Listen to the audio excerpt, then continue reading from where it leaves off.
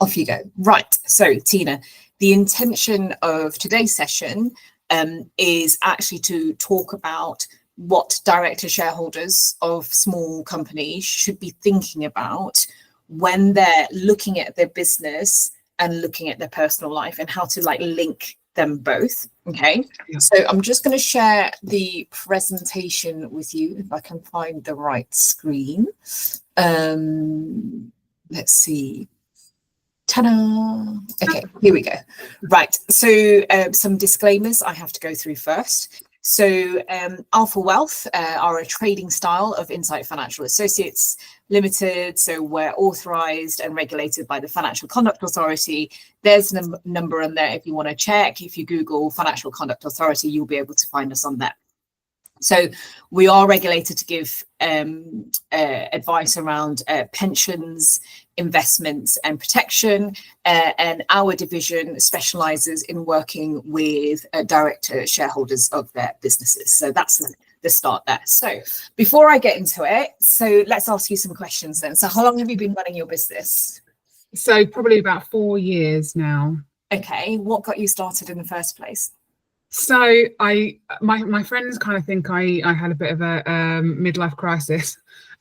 So I was working full time for a big company, earning good money, and then I decided that I had a health scare. Basically, had a kind of an injury that really held me back a lot, and I realized that I was just a number within the company. I wasn't actually valued for what I brought to the team. I was replaceable, basically. And so then decided, take a leap of faith in myself and try and build up what I do best. And then I pulled the kids out of school as well. So went to home ed so I could actually do my work around helping them, supporting them, driving their future forward, and then trying to obviously build something that, when I get older and they've obviously gone off to university or whatever they want to do, that I can still then even grow even further. Yeah, that's cool. That's really cool. I hear a lot of that. I hear a lot of, looking for own freedom. The job market at the time wasn't great. Understand that they could give their own give themselves a job. So for me, it was, I had skills. I really like planning. I really like telling people what to do. But bottom line is I am a mum as well. So being able to run my own business and doing school runs and stuff was really important. However, what happens is we do that. We get on with our normal life and we're running a business at the same time. How often do you find yourself being in your business? So you're your own coffee person, you're your own marketing person, you're an accounts person, you're actually running the service. How often then are you able to take yourself out of it and have a clear plan about, what is the business? What is the business going to do for your personal life? How often do you? Never. Not once in 4 years. Yeah. Okay. So hence this slide about why planning matters. So a lot of the time it's something triggers it as to, you're feeling like I'm not paying myself enough, or, why is that happening? So going to see a financial advisor just to get some clarity helps. But if you're going to do this yourself, one of the things that I would say is put a date in the diary. At least once a year, sit down, stick it in your calendar where you're not working, the kids are at school or whatever, and have some time to think about, okay, well, what does this all mean? So you put the date in the diary and you go, right, what next? Okay, so for me, what I'm trying to do now is to go through the different steps that I would go through with a business owner. So starting point is actually, it's not about your business, it's about your personal life. So the starting point here is having a look at what is it that you're trying to achieve short, medium and long term. So the examples I can give you is basically short term wise, get the children through school, have holidays, and get them through it. Would you say that that's the case for you? Absolutely, yeah. And then medium term wise is actually start thinking about, you know, how can we pay off the mortgage earlier, because I don't want to be a slave to the mortgage. So those things that are, you know, 5+ years. And then from a long term perspective, I don't want to be working until state pension age. So I want to think about, okay, well, how can I, you know, stop working or at least go part-time long term wise? So have you kind of like thought about short, medium and long term, or is this the first time someone's kind of pointed that out? Yeah, absolutely. No, so I've started to, you know, I do want to get, my parents paid their mortgage off early. They paid their mortgage off, I think, by the age of about 45, which is only a few years away from me, so it's not going to happen. But you look like you're 21. But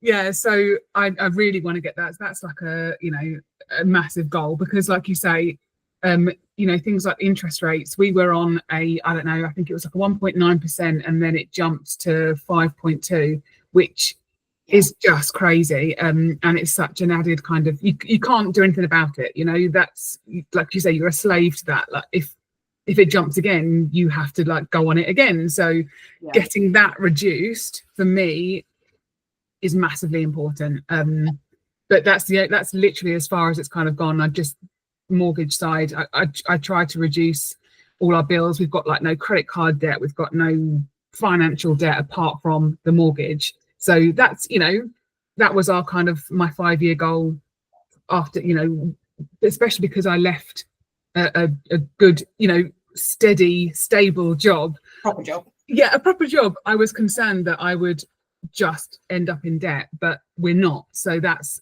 positive. But yeah, looking forward, no, haven't. Okay. Apart from mortgage, no. So that's why actually, and this could be something that you do with your spouse as well, is like having think about, okay, well, what do we need to happen short term, what needs to happen in 5 years time, and what needs to happen in 10 years time, and then put a monetary amount to it. So if it is about paying off the mortgage early or going on a big fat like anniversary holiday and stuff, knowing what it is that you need, pound signs wise next to it. To then the next steps from there then is really looking at the cash flow. So what we mean by that, your personal cash flow is what's coming in and what's coming out. So when we do the expenses stuff with clients, you need to be honest with yourself, because, you know, we do all the sneaky spending. Loads of us pop to Costa Coffee when we're out, or it may be, you know, some additional shopping that we may not have considered, or that online offer, or the TikTok shop. There's lots of stuff that we kind of like justify spending without really taking into consideration whether that's a monthly expense that we should be putting down. So being honest with yourself and having a list. So there are loads of resources online if you put expenditure list, where it'll give you different topics from your mortgage down to your TV, you know, all the Disney Pluses and all those. So get all of that down as your expenses. And then have a think about your holiday expenses. So I always tell clients, right, give me your most expensive year, because what you want to do is you want to have a look at what's the most expensive year of our life as part of that cash flow plan. And then have a think about, okay, well, what's the income coming in? So because you're running your own business, chances are you've been advised to take certain amounts of money, which we'll cover shortly. And then have a think about, right, is that matching what I need? So that's the first bit. Do the personal stuff first. Know what needs to come in to be able to meet your goals. Then the second thing then is to move into your business. So you know what your service is. You've been running the business for a while, and you can see the patterns of contracts, the income, and that kind of stuff. So then this is about sitting down and putting that on paper. So planning that. So you know your fixed expenses. So there's your broadband, your stationery, whatever it is that you need for your running costs that goes out on a monthly basis, which also includes the salary or dividends that you pay yourself. So you've got that written down, and have a consideration of, okay, what do my contracts look like? What's the turnover? What's the income? What's coming in from the different services that I do? So what you should have then is two separate cash flows, one for your personal and one for your business life, so that you can see, right, okay, well, my business is bringing in this amount of money, and then from my business, I'm pulling that, I'm extracting money from my business to put into my personal life. for you to then start thinking, does that match or does something need to change? Yeah. From there, you know, a lot of the time people leave the corporation tax and potentially the dividend tax as an afterthought, but always have that down, understand what's coming in, what are the future taxes, and being able to put money to one side so that you can meet that rather than be scrambling for it at some point. Okay, so that's always a starting point, knowing where you need to go to. Okay, so when we're running businesses, one of the first things that you should be thinking about, or at least reviewing on a yearly basis, is whether you're extracting or maximizing your extraction routes. So the normal conversations that you should be having with your accountants will be just to check in salary wise, am I taking the right amount? So right up till April this year, most directors were taking, I think, £956 per month, which is less than the personal allowance per year. But for them, that was quite tax efficient. Whereas after April this year, because there has had been some changes, most of them moved up to 12,570 a year. So that's just over £1,000 per month. And then because that keeps you within the personal allowance and you're not paying tax on that, then the rest of it is a conversation with the accountant to say, well, do I take the rest as salaries or do I take it as dividends? Most tend to take dividends because that's a lower tax rate. And there's other extraction ways as well, which is talking about directors' loans, where you can put money in, or the business can lend you the money at better rates. And another one that's quite popular is, you know, when you do have children that can work for the business, it's worth them working for the business. You got to make them work for the business and letting them become shareholders at some point. But those are conversations you should have with the accountant so that you know, if you're not doing it now, it's future planning for you to extract from the business. And then the other things, you should talk to a different advisor. So a regulated advisor doesn't do what accountants do. Accountants focus on those few bits that I've just spoken about, but a regulated advisor should be talking to you around pensions and what we call relevant life plans, which is a protection plan. So all these things are remunerations and extraction techniques, but that should be the starting point. Yeah. Okay. And then when you're then moving forward, going back to the short, medium and long-term plans, there's an order of thinking when it comes down to planning for the future. So the first one is always the short-term protection side, which is actually, you know, what's happening now and actually what could go wrong. Okay, so having a cash reserve just to deal with the shortfalls. So from yourself, I mean, in the last 4 years, have you been fortunate enough to always have contracts coming in, income coming in, or has there been lulls within your business? Yeah, there's definitely been lulls. There was, yeah. What would you say the timeframes were between contracts, the lull periods? So I've always had some clients that I've just been with for the 4 years, but there was a big client, my biggest client that I had, I think it was about 6 months or so before I took on enough to kind of make back what I lost, if that makes sense. Okay. Yeah, no, I get that. So you needed to tuck into something to keep you going. Yeah. So when we are planning with clients, we do normally have that type of conversation. So, you know, we've got people who will say to us, oh, actually, we've always got constant income coming in. And then like you've just said, actually, there's, you know, 3 or 6 months worth of lulls or maybe even longer. So bearing that in mind, then, that the first bit of short-term planning for the business is about, right, how much cash do we have? And let's stick that under the mattress, or at least have that in a cash savings account where we know we don't fall below that. So the running costs, so 3 to 6 months, should include everything to run your business, including what you pay yourself as well.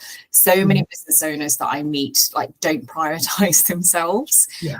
So that should be the starting point. Have a cash reserve somewhere. Okay. Then the next bit is, look, you've been running the business for a while now, and if you've got money in a cash reserve and things are going well, the unexpected things can and will happen. And if you have income that's coming in consistently, and if you are especially paying corporation tax, it's really, really prudent to put different types of insurances in place so that you don't have to go into your cash reserve, or worse, having to go into your personal money to then put back into the business.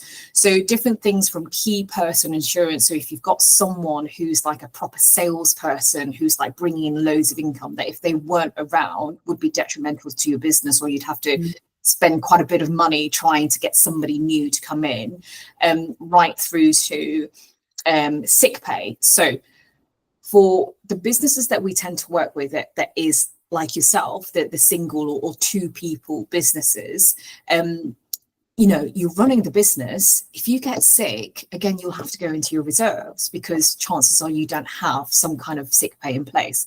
Your business can put, it's called executive income protection, but you can put sick pay in place, which then, if the doctor says you cannot work to do your normal job, then rather than, again, having to go into your business reserves, then an insurance company will pay out.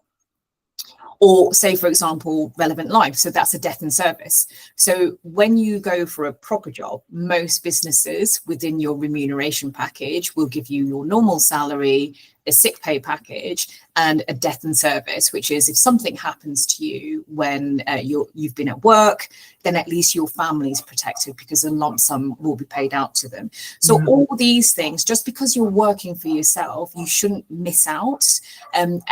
The majority of these are actually tax deductible as well, which means that it's an expense in the business. A couple of them are benefit in kind P11D, but actually, if you look at the numbers itself, it still works out cheaper if the business puts it in place rather than you putting it in place in your personal life.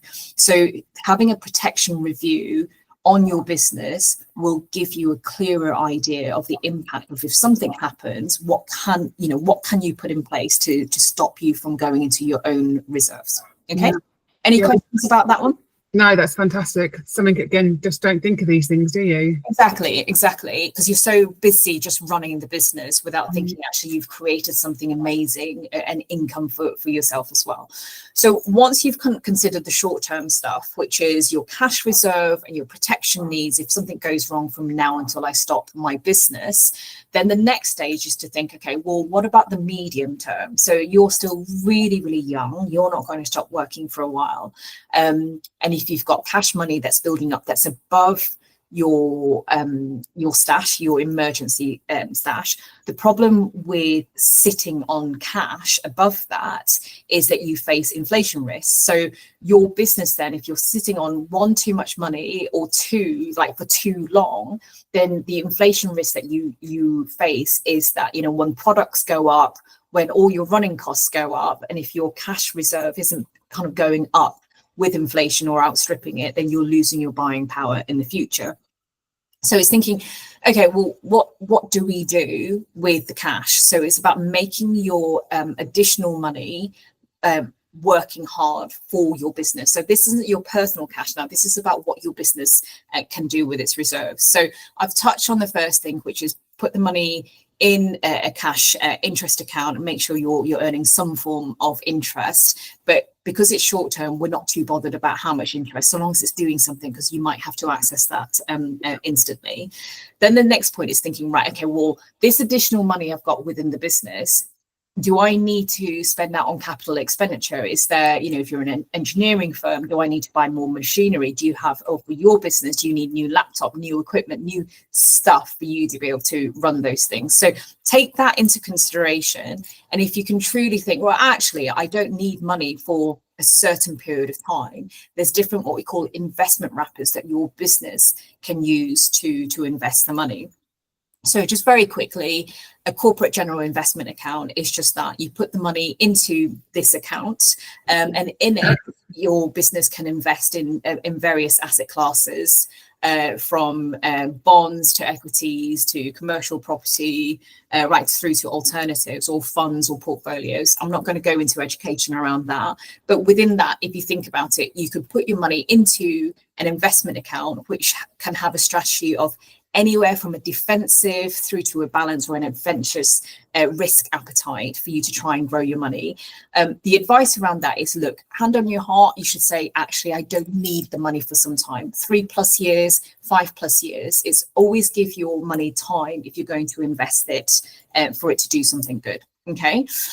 Another wrapper is what we called a corporate bond fund. So there are facilities out there where funds, they accrue money and then they lend out your money that you invest in their fund to other businesses. And from there, you could earn interest that comes back, which can be better than just leaving it in cash. Chances are it is better than leaving it in cash, but that's another investment route that your business can go down. Yeah. And these corporate bond funds tend to be 1, 2, 3 year plus holds, where they tell you, you know, if you hold it with us, we can give you 7% return a year, that kind of stuff. Yeah. Another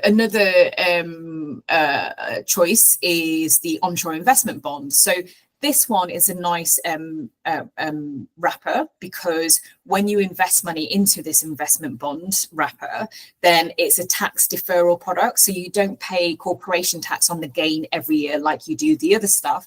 This is a long-term strategy, which, you know, a financial advisor will talk to you about the good bits and the bad bits. But the onshore investment bond is good as like a diversifier. So if you've got money, you could spread around in different wrappers as well. And then the last option is what we call a BPR investment. So if your business is then building up lots and lots of cash, you might fall foul of having to pay inheritance tax, or your estate might have to pay inheritance tax because you're sitting on too much cash. And then your business is not seen as a trading business, which in effect could mitigate inheritance tax. So there are investment wrappers out there that could mitigate inheritance tax for the future. So those are the options that your business can be looking at whilst you're not extracting that into your personal life. Because as soon as you extract it into your personal life, you got to think about the additional sort of income tax that you might have to pay, and it may be open to inheritance tax for the future. So for me, this is the medium term stuff when clients say to us, what do we do with cash? Okay. Then the longer term perspective then is, right, you're running your business, you've been doing this for 4 years now, and chances are you're probably going to be doing this long term. So fingers crossed until you retire, or do you plan to close your business before? No, this is it. This is me. Yeah. Okay, so it's a thing of, right, you've got your immediate stuff, you've got your lifestyle, you're pulling money out of salary and dividends, you've got cash growing within the business, and then from a long-term perspective, you should be saving for your retirement. So we love pensions for businesses, because from a short-term perspective, every year when you're paying into your pension as an employer, then that's reducing your corporation tax. So that's a short-term plus. And from a long-term perspective, you are saving into your pot. So very quickly, it's tax efficient extraction, like I've just explained. For some business owners, if you require premises, so an example I can give you is if you're a childcare provider, or say you need an office, if you've got enough money in a pension, your pension could potentially buy those premises, and then your business then pays rent into your pension, which then means you're creating a really tax efficient pot where there's an expense, you're reducing corporation tax, the money is then going to your pension, which then grows tax efficiently, and then when you're ready to retire, the first 25% of whatever that pot is at retirement is tax-free, and then you extract the rest via your normal income tax. But also you have an asset in there that's growing in value. So that's a nice one. So those are reasons. Other things to think about is most business owners leave their pension contributions as a last thought. But if you've got lots of corporation tax to pay, and if you haven't paid into a pension for a number of years, you've got 60,000 a year allowance. But if you look backwards the last X amount of years, then you could potentially be extracting 220,000 into a pension, which is quite a nice one for some people. If they are building up quite a bit of cash, then you're mitigating employers' national insurance, because you're not paying yourself that as wages. And look, there's no lifetime allowance at the moment. So this is a really efficient way for directors to save for their retirement. Yeah. Okay. Before I move on to the next thing, any questions about the last couple of things that I've spoken about? Okay. No. So we've covered short term, we've covered medium term, and kind of the long term of like retirement. However, actually retirement might not mean just stopping work, because it's your limited company, you're a shareholder of your business. So a lot of business owners, when we talk about, right, why you started the business, so we've talked about, you know, wanting to be parents, wanting to be free, and we've got this surface, is what happens towards the end. So what is your exit strategy? So actually, what is your exit strategy? Have you thought about that? No, I haven't thought about it at all. Okay, so the ones that I hear are, I'm going to die within my business because they love doing what they do. And it's like, oh, well, okay, maybe my children could run it, but they don't like what I do. Or it may be there's an ambition to sort of sell the business at some point as it is part of the retirement strategy. Or, you know, the reality of it is, you know, my dream is for my children to develop a love for financial planning, and they come into this industry, and for me to pass on my business to them. Okay, that's my hope. But bottom line is they'll probably say, not happening, which then means I might have to sell my business. But understanding what the strategy is will help you build a tax efficient plan, because at each point HMRC will want money from us.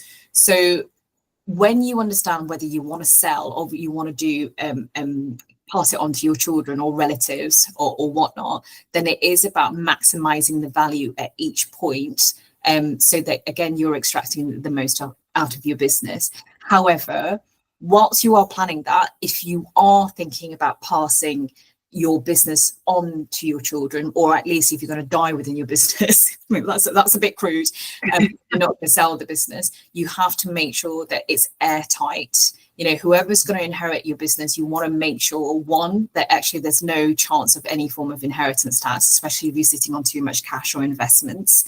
And also the people who are going to be inheriting the business, or actually the shares from the business, know what happens. So this is why once you've decided all of that, if you're not going to sell the business, it's really important to sit down with someone, or at least do your own research about putting a business will in place, having personal trust, and having powers of attorneys, just in case you're still alive but can't make business decisions, and have those bits of paperwork in place for the business succession. Okay, and then the last point to think about is, when you are passing your business or your shares to your beneficiaries, is that it's not exposed, it's not accidentally exposed to HMRC being able to say, actually, we're going to classify your business as an investment business because we don't see your business as trading because you've been sat on too much cash or investments. So lots of buy-to-let property businesses fall foul of this. Lots of people think, oh, it's in a limited company, it should be sheltered, it's trading, because we're running, you know, we're running multiple properties as a business, and actually we spend, you know, lots of time in the business trying to chase for rental and all those things. Actually, that doesn't automatically mean that when you pass on that business, when you pass away, that the assets in the business is free of inheritance tax, because that's seen as an investment business. Or if you sit on too much cash, so you've got cash building up over the next 20, 30, 40 years, and actually as a lifestyle business, you might only be bringing in, you know, 10% of whatever you're sitting on cash wise. Again, HMRC will potentially look at that and think, oh, well, actually it was an investment business, even though there was some form of trade coming through. So using business property relief is really important. So understanding if your business qualifies for it, and if it doesn't, what are the investment wrappers that you can use within your business to then make sure that you requalify. So again, sitting down, doing your own research, but, you know, obviously I would say this, speak to a regulated advisor so that they can plan all of that for you. Okay. Yeah, amazing. So that comes to the end of the presentation. So we are offering a proper review for anyone that wants to sit down and have a look at their personal plan. And there's a website that we will put on all the information within these videos. Or you can email to ask questions to tina@alfawealth.co.uk. And there's a phone number there also. Most people will want to ask for a brochure from us. So we do have a brochure that if you would would like that, go to our website, alfawealth.co.uk. And if you click on contact us page and just put your details in there and just say you'd like a brochure, we could email that to you, or email tina@alfawealth.co.uk and request the brochure. So that comes to the end of the presentation. I just want to very quickly show you the brochure that is available. Let me just, it would help if I read that. Okay, here we go. So if you request this, this is what you're going to get, which is everything I've just talked about in more detail. So talking about focusing on your business, financial protection, retirement, succession planning, and investments. And this is quite a comprehensive brochure that you can use to plan moving forward. Okay, cool. Do you have any questions from what I said? I don't know. It's a lot of food for thought, isn't it?